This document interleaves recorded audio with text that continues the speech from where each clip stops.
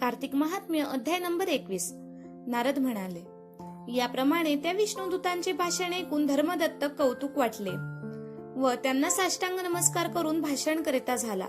धर्मदत्त म्हणतात, भक्तांचे संकट नाश करणारा विष्णू, याची यज्ञ, दान, व्रत, तीर्थ, तप याही करून लोक यथाविधी आराधना करितात। यामध्ये विष्णुप्रिय व विष्णू सानिध्य करणारे असे कोणते व्रत की जे केले असता यज्ञ नानादी सर्व केल्याचे फळ मिळते।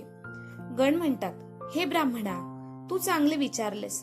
तुला पूर्वी घडलेली एक पुण्यकारक अशी कथा सांगतो, ती तू चित्त देऊन श्रवण कर। पूर्वी कांतीपूर नगरामध्ये चोल नावाचा चक्रवर्ती राजा राज्य करीत होता। त्याचे कीर्तीमुळे त्या देशाला चोल देश हे नाव प्राप्त झाले।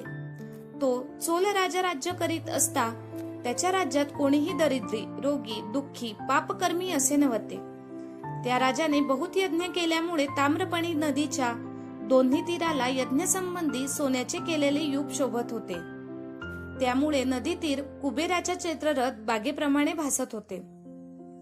हे ब्राह्मणा, तो राजा एकदा अनंत शयन क्षेत्राला गेला, जेथे जगतस्वामी भगवंताने योग निद्रेमध्ये शयन केले आहे।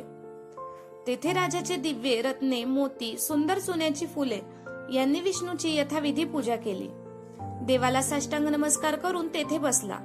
इतक्यात तेथे देवाजवळ एक ब्राह्मण आलेला त्याने पाहिला। तो विष्णुदास ब्राह्मण त्या राजाच्या नगराचाच होता, ज्याचे देवाचे पूजेकरिता हातात उदक व तुलसी धारण केलेली होती। त्या ब्राह्मणाने तेथे येऊन विष्णू सुक्ताने देवाला स्नान घालून तुळशीच्या मंजरीने पूजा केली। त्याच्या तुळशीच्या पूजेने पूर्वी आपण केलेली रत्नपूजा झांकून गेली असे राजाने पाहिले। तेव्हा राजाला राग येऊन बोलला। चोल राजा म्हणतो, हे विष्णुदासा, माणके, सुवर्ण इत्यादिकांनी ती मोठी सुंदर पूजा केली होती, ती तू तुलसीचे अशी का झाकून टाकलीस? तू विष्णू भक्त जाणत नाहीस। ज्या अर्थी तू अशी अति सुंदर सुशोभित पूजा झांकून टाकतोस, यावरून तू नीच आहेस असे मला वाटते। असे राजाचे भाषण ऐकून ब्राह्मण संतापला व राजाच्या मोठेपणाचा मान न राखता बोलू लागला।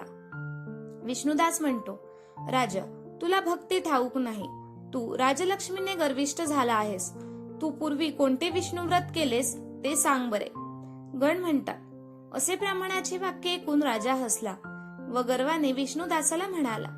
राजा म्हणतो, ब्राह्मणा, तू असे जरी बोललास तरी तुला विष्णू भक्तीचा नुसता गर्व आहे। दरिद्री, जो तुला विष्णूची भक्ती कितीशी असणार?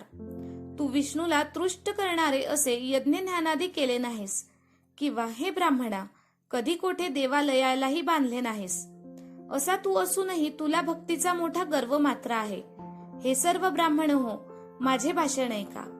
हा वाद विष्णूच्या साक्षात्कारानेच संपेल, तेव्हा तुम्ही आम्हा दोघांमध्ये कोण भक्त आहे ते जाणाल। गण म्हणाले, राजा याप्रमाणे बोलून आपल्या राजवाड्यात गेला व त्याने मुद्दल ऋषीस आश्चर्यवत देऊन विष्णू सत्र आरंभिले। त्या सत्रात ऋषींचा मोठा समुदाय जमला होता।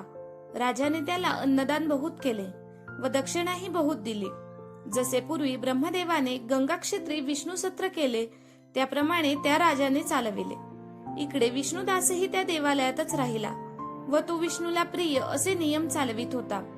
माघ व कार्तिक महिन्याचे व्रत, तुलसी वनाचे रक्षण, एकादशीला ओम नमो भगवते वासुदेवाय या द्वादक्षरी मंत्राचा जप, नित्य षोडशोपचारांनी व गायन, नृत्य इत्यादिकांनी मंगलांनी विष्णूंची पूजा अशी व्रते तो ब्राह्मण करिता झाला। नित्य चालता बसता निसता विष्णूचे स्मरण करीत होता। सर्व प्राणीमात्रांचे अंतर्मनी विष्णू आहे असे समजून त्याकडे यथायोग्य समदृष्टीने पाहत होता। माघ व कार्तिक मासाचे विशेष नियम सर्व करून विष्णू प्रीती करता त्याचे त्याने उद्यापन केले।